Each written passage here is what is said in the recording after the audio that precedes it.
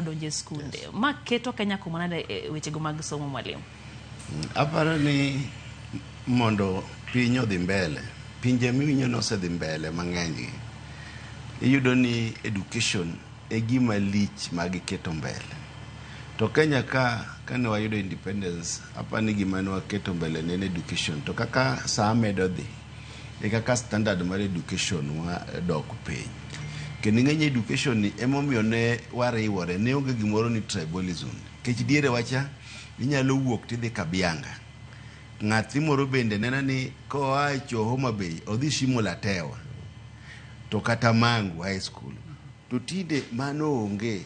Omi education wane kako dhi odok piny. An ka nasomo gi nyithi jomoko. Jenga Karume gini jo billionaires madiere no. Kicha nasomo Kiambuka. Omiyo diere cha somo ne ber. To sani wayudo ni nyithindwa mang'eny ok nyal dhi school.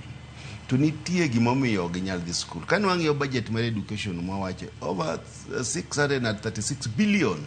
Mimi education sector kende e Kenya ka. To pare pesa no 636 billion. Mane yudo ka nyalo ran kata economy kaka Burundi gini. Mano kende oromo ran economy mar a country. To Kenya ka mano mi mana department achiel mar ema pod gik moko dhi mbele. Iyudo ni pesa ni ok JSS ok mi pesa gi ma capitation. Koro kaka gitimre onge.